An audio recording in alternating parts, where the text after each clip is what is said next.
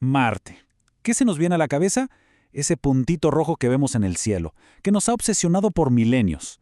Pues fíjense, pasó de ser un dios al que se le tenía miedo a ser quizá nuestro próximo gran destino. Vamos a sumergirnos en esta historia, que es increíble. Y es que todo arranca con algo súper simple: mirar hacia arriba. En esa oscuridad tremenda de la noche había un astro que se distinguía, no por ser el más brillante, no, sino por ese color, ese tono rojizo que como que inquieta. Y ahí, justo ahí, comenzó nuestra relación con Marte. Una relación larga y, la verdad, bastante compleja. Claro, al principio, nuestra única forma de entender lo que veíamos era a través de los mitos, de las leyendas. Así que, mucho antes de que la ciencia nos dijera, eso es un planeta, lo que vimos fue un dios, un símbolo de poder, ahí, flotando en el firmamento. Y aquí, justo aquí, está la raíz de todo. Ese color que inspiró leyendas de sangre, de fuego, de guerra, de destrucción, pues resulta que tiene una explicación muchísimo más, digamos, terrenal. Pero no por eso menos increíble, ¿eh? Es básicamente óxido. Simple y llano óxido, como el de un clavo viejo. Pero claro, a escala de un planeta entero. Imagínense eso. Y esa idea, esa asociación con el color rojo fue prácticamente universal. Para los romanos era Marte, el mismísimo dios de la guerra. Para los griegos era Ares, y para los babilonios era una señal de destrucción y de caos. Su color lo convirtió, sin duda, en una de las figuras más poderosas y temidas del cielo de la antigüedad. Y de repente, ¡pum!, llegó una herramienta que nos cambió las reglas del juego. Algo que nos permitió acercarnos, que transformó ese punto de luz divino en un lugar, un mundo. El telescopio no solo agrandó lo que veíamos, agrandó por completo nuestra forma de entender el universo. El conocimiento científico se fue construyendo de a poquito, y a veces con unos malentendidos que son fascinantes.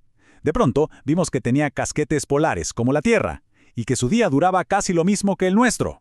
Pero el gran salto a la imaginación vino con un astrónomo italiano, Giovanni Schiaparelli. Él vio unas líneas en la superficie y las llamó canali. Ojo, que en italiano canali solo significa cauces, como los de un río. Pero claro, el mundo lo tradujo como canales.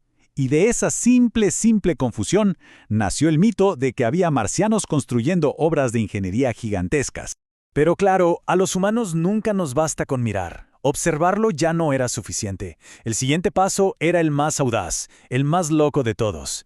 Ir hasta allá. Pero Marte no nos la iba a poner nada fácil. Más de la mitad. Pensemos en esa cifra un segundo. Más de la mitad de todas las naves que mandamos al principio fracasaron. Se ganó a pulso apodos como el Gran Devorador de Naves o, mi favorito, el Triángulo de las Bermudas del Sistema Solar. Casi nada. Y los problemas eran de todo tipo, ¿eh? Naves que simplemente se perdían en la inmensidad del espacio, comunicaciones que se cortaban de repente y para siempre, aterrizajes que terminaban, en un choque violento contra el suelo. Llegar a Marte era, y la verdad que sigue siendo, uno de los retos tecnológicos más grandes que hemos enfrentado. Y entonces, en 1976, llegó el éxito. Las sondas gemelas Viking de la NASA no solo llegaron, sino que aterrizaron y nos abrieron los ojos. Por primerísima vez, vimos la superficie de Marte no desde un telescopio a millones de kilómetros, sino desde el propio suelo marciano. Y ahí el mito se desvaneció y dio paso a la realidad, un paisaje desolado, rocoso, pero profundamente fascinante. Pero esas primeras imágenes eran solo el comienzo, la punta del iceberg. Porque cuanto más mirábamos, más sorpresas nos iba soltando este mundo que, a primera vista, parecía muerto. Y aquí viene el punto clave de toda la exploración moderna. La evidencia se empezó a acumular, una prueba tras otra, apuntando a una conclusión que era ya innegable. El Marte que vemos hoy es solo un fantasma de lo que alguna vez fue, un mundo que pudo haber sido muy, pero que muy diferente. Es que la evidencia es abrumadora. Vemos los lechos secos de ríos que debieron ser enormes, deltas donde esos ríos desembocaban en grandes lagos, incluso minerales que en la Tierra solo se forman si hay agua.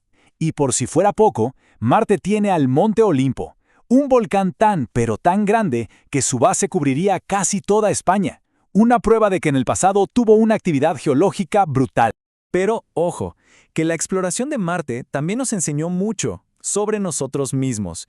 En 1976, una de las fotos de la Viking mostró esto. Una formación rocosa que, vamos, se parecía muchísimo a una cara humana. La pregunta era obvia. ¿Era algo artificial? ¿Una construcción? Pues no. La respuesta no estaba en Marte, sino en nuestro propio cerebro. Se llama pareidolia, y es la misma razón por la que vemos un conejico en una numbre o una cara en la mancha de la pared.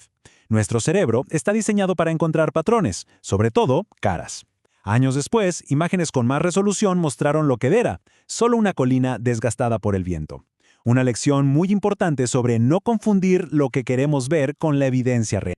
Y así, pasamos de las ondas que se quedaban quietas a los exploradores móviles. Entramos en una nueva era, la era en la que enviamos a nuestros geólogos robóticos a recorrer, analizar y básicamente ser nuestros ojos y manos en el paisaje marciano.